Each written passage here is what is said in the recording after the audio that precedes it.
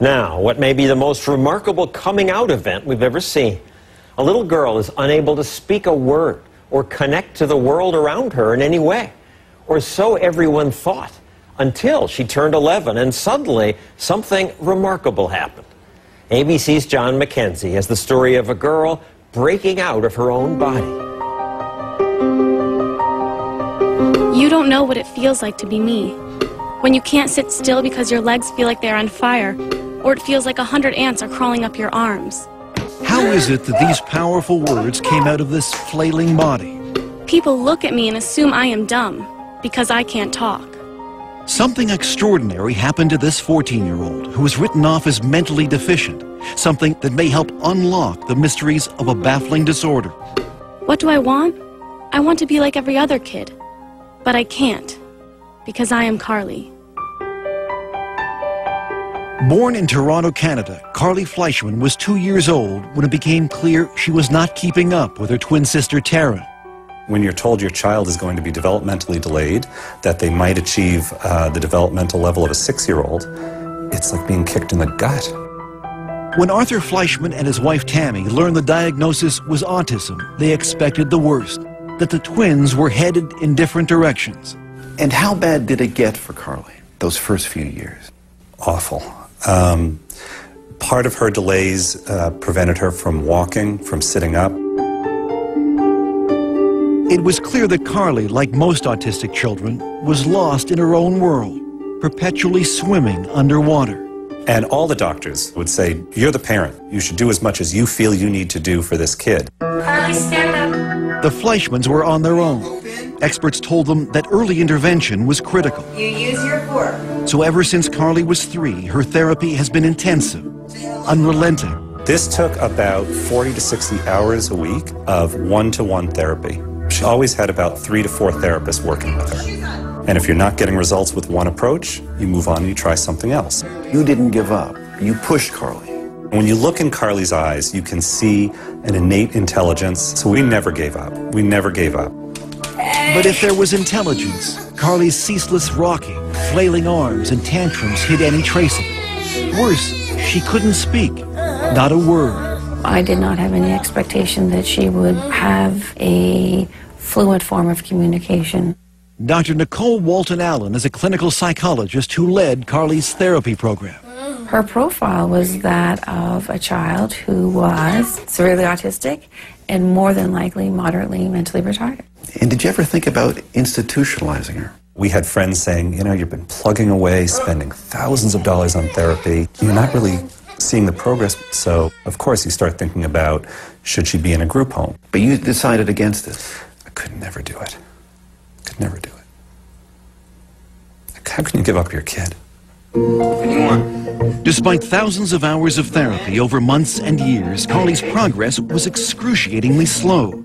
That is until one day 3 years ago when Carly was 11. She ran to a computer for the first time, and what happened next was a breakthrough so profound it would finally pierce Carly's silent, secret world.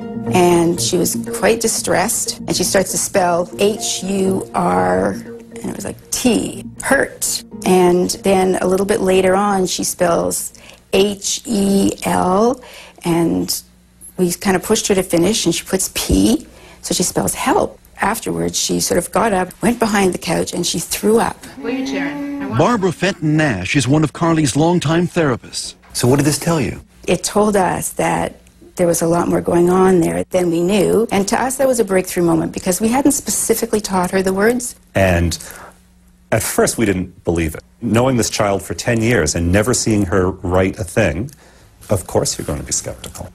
Everyone was, including her other therapists, who were now desperate to see proof. But Carly refused to type, exhibiting the same hysterical behavior that led experts to label her as mentally retarded. She would strip off her clothes. She would go into the bathroom and she would engage in fecal smearing. So the typing was great, but no one could see it. Here, show me. What was needed was some tough love. If Carly wanted something, she would have to type for it. First type, and then you get. Let's go. Oh, she had to work for it. If she wanted information, if she wanted to go somewhere, she had to type by herself. Finally, several months later, Carly began to type for others. She started to realize that by communicating, she had power over her environment. And what came through her finger, typing one letter at a time, with fluency no one could believe, was astonishing. I am autistic, but that's not who I am. Take time to know me before you judge me. I am cute, funny, and like to have fun. Through her torrent of words, Carly began to unravel the mysteries behind her often wild behavior. Like banging her head. Because if I don't, it feels like my body is going to explode. It's just like when you shake a can of Coke. If I could stop it, I would, but it's not like turning a switch off. I know what is right and wrong, but it's like I have a fight with my brain over it. Use your words. And Carly was not shy about expressing her desires and frustrations. I want to be able to go to school with normal kids, but not have them getting upset or scared if I hit a table or scream. I want something that will put out the fire. We were also horrified because for years we had spoken in front of her as if she wasn't there. Now, for the first time, Carly was able to have conversations with her parents. You think you can write back to Dad? I want to go on a snowmobile. Can we do it? Will you go on one? I think it would be fun. So here's your daughter, and finally you get to meet her. Mm-hmm. What was that like? Overwhelming. Overwhelming. I stopped looking at her as a disabled person. You promised. Did you lie to me? And started looking at her as a sort of sassy, mischievous teenage girl. I want people to know that no one is telling me what to say, and I don't have a hand up my butt like a puppet. Carly has been very clear that she sees herself as a normal child, locked in a body that does things that she has no control over. Side by side with her twin sister Taryn, it would be easy to dismiss Carly as intellectually challenged. That is, until you ask her a question. Carly, why do autistic kids cover their ears, flap their hands, hum, and rock? It's a way for us to drown out all sensory input that overloads us all at once. We create output to block out input. Carly's brain, unlike most people's, is overwhelmed by the senses of sight and sound, taste and smell. Our brains are wired differently. We take in many sounds and conversations at once. I take over 1,000 pictures of a person's face when I look at them. That's why we have a hard time looking at people.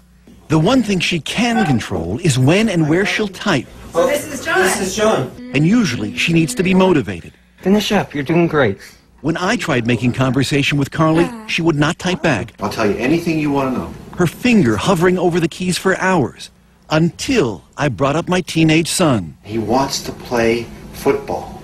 No, she's smiling. It's going to be something funny. Are you embarrassed? Come on, we want to hear what you have to say. Yes, I guess he's cute. You know, 2 years that we've been communicating, and every time she writes something, there's a little bit of that sense of awe. The room resembled a ship's cabin. Its walls Dear made of Dad, wooden laths, I love when you read to me, covered by many coats and I love that you believe in me. I know I'm not the easiest kid in the world. Give me a kiss. However, you are always there for me, holding my hand and picking me up. I love you. I'll go through many sleepless nights to hear that. I'll spend every penny we have to hear that. Was there one writing in particular that left a lump in your throat? In this writing where she says, "You've never been in my body. I wish for one day you could be in my body."